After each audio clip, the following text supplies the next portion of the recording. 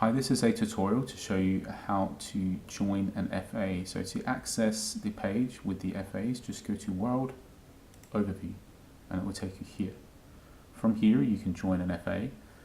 It lists the individual FAs and tells you their names. Their names are descriptive of the times of day that the matches will fall due within those FAs according to UTC time. And it will list the times, the precise times that the matches will always fall due within those FAs in UTC time as well. It will list the TV rights. This is the amount of money that each member of that FA will be paid throughout the season. The more competitive the FA, the more TV rights there are, but as you can see, they're all quite similar to one another.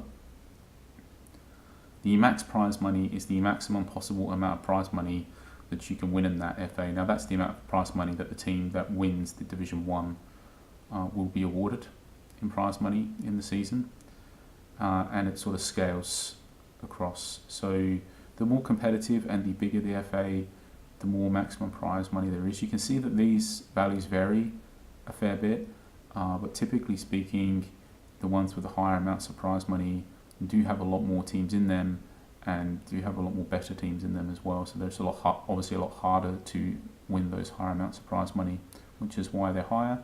The reputation range is the minimum amount of reputation that you'll earn in that FA if you finish bottom in the bottom division, and the maximum amount of reputation that you can earn. So that's if you finish top of the top division. Now this is just the reputation according to your league performance. You also earn reputation according to your cup performance. That's not catered in this at all, and it's also worth pointing out that even though the smaller FAs or the less competitive FAs have less TV rights, have less prize money, and have less maximum reputation, they still earn the same number of Sansperol Cup places, and also the Cup Holders Cup, the users who win the cups go into the Cup Holders Cup.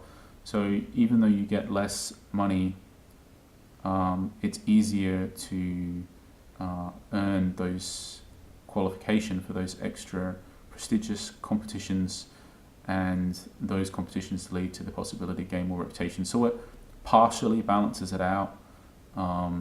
It's just an interesting trade-off, and you just have to pick what you want to do. But typically speaking, if you're a casual user, you just always want to pick the FA that is just going to fall within the times that you think you're going to find yourself online. But if you're a hardcore user and you're going to be online a lot each day, then these are the factors you might want to bring into consideration in making your decision. The members column shows the number of users or number of members, number of clubs that are currently in the FA right now this season.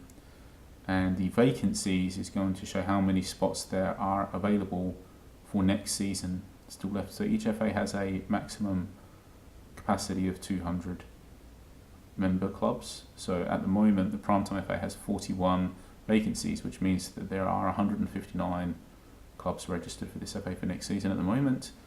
The Sansperol Cup places at the moment for all FAs is 4, but in the future that could change. Potentially, if more FAs are added, and there will still be 32 clubs in the Sansperol Cup, then some FAs will end up with less than 4 places. The CT qual percentage is the community trophy qualification percentage. This is the number of your league matches you need to be online for, so at least 25% of them, or 9 of them throughout the season, in order to qualify for the community trophy competition in the following season. Now, users who have just joined, who are coming from qualifying leagues and joining an FA for the first time, they will always qualify for the community trophy competition. And the hashtag is the Twitter hashtag, so that you need to add on in order to tweet to the FA boards. So that would be hashtag 90mf_ this hashtag. In order to join an FA, you just click the join button. And when you do so let's say we want to move to the late afternoon FA for next season, we'll just click join, and now it's going to have a pop-up that says you have selected to join the late afternoon FA for next season. Please be aware that there are no guarantees of which division you'll end up in. When moving to a new FA, it is often the case that moving to a new FA can result in your team being placed in a lower division than what you are in your current FA. To change back, simply rejoin your previous FA. For more information on how this process works, please refer to the game guide, and there's a link and it will have more information on how it works. And if you are in a higher division and you are moving FAs and you are concerned about what division you might end up in, you definitely want to read that information because it details exactly how it works. But this information is exactly spot on as well. If you move, you may not end up in as high division as what you would like to be in, so you need to be aware of that fact.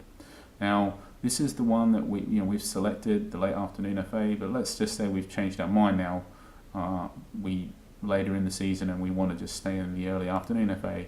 That's fine. We just need to pick early afternoon FA and we're back, and that's selected for next season. So this is just which FA we're going to join or move to for the following season. In the current season, we are just going to stay in the current FA that we're in, which is the early afternoon FA. We're just going to stay in that for the whole rest of the month. This is just impacting which FA we'll move to at the end of the month for the season that is next month. So thanks for watching this tutorial. Hope this helps, and we'll catch you for more of them. Cheers.